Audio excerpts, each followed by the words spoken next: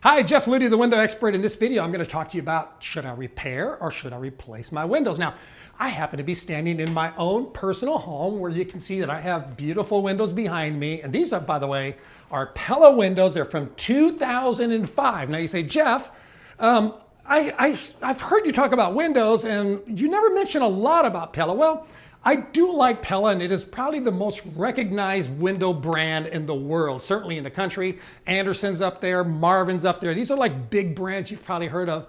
But sometimes you're thinking to yourself, you know what? I don't know. Do I want to repair or do I want to replace?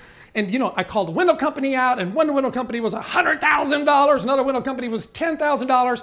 Jeff, I'm so confused. I don't know what to do. I'm just going to punt. I give up. Well, don't give up. Hang in there. There is hope for your windows, okay? So my windows in particular, I have 47 windows on my house, and I replaced 3 of those windows. There's a video here below. I'm going to watch that one. I actually filmed it with my iPhone. It's not that good a quality, but it kind of shows you what I was dealing with and why I decided to replace those 3 windows. Now, I want to show you another window I replaced just recently. Check this one out over here. Now, we got a little bit of a mess because we've been shooting TV spots and we've got people standing around.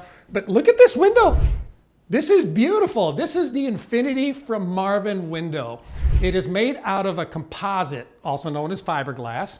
And it does its job really, really well because in Houston, right, we've got the heat that expands and it contracts, expands, contracts. And as you can see, the sun's coming through this window, right? So I get some good sun on this. It really gets hot. And what I like about that is that as this expands, the glass expands with it, right? So they expand together. Why? Because they're both based out of silica-based products. And so they travel together instead of opposing each other. So you say, Jeff, wait a minute. I thought this video was about do I repair or replace? I'm going there.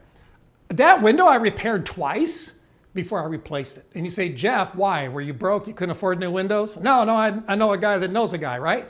No, the reason I had to repair it a couple of times was because I did not quite have a design in mind yet. You see, because this window here, all of this was white, okay? And sure, I could paint it, and that's eventually what I ended up doing. But I was trying to decide, do I want to go with this busier grid like this is, or do I want to go with a more simple grid, bigger grid than that is? And now you can tell the difference, right? Like, see how this feels more contemporary, but it's not like modern, where this feels a little more traditional. So I was trying to figure out where am I going before I did it. And what's going to happen in my house, because I'm staying here, I love this place, right?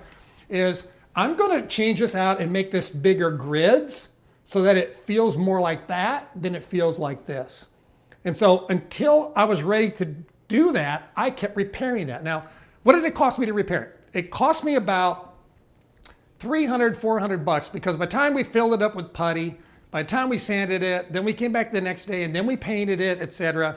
It just seemed to have like be about $400. So I think I spent $800 or $1,000. Now, granted, that's an expensive window, right? Because that's a big, giant window. It's tempered. It's going to be like 3/16" thick glass. So that's when I replaced it. Now, you might be thinking to yourself, okay, what do I do about mine? Now, follow me over here. I want to show you this. So check this out. If you look here, see how this one and this one are kind of like fogged up? And I'll get you a good close-up of that. And this one's starting to get fogged up. These are seal failures. This is from 2005. This is over 20 years old. And it was a junk door. I mean, it's a wooden door. It expands and contracts. Sometimes I have to like push it hard to get it to lock because it swells and all that. It's wood, right? Nobody likes wood in a very humid climate. So I'm going to replace that with a composite door. But if you were going to sell your house, if you're like, hey, Jeff, I just need to get out of this house and then I'm going to go to my dream house, then maybe you should just repair. Maybe you should just replace the glass panes, because I can replace the glass panes on that if I wanted to, but sometimes it doesn't make sense to do that.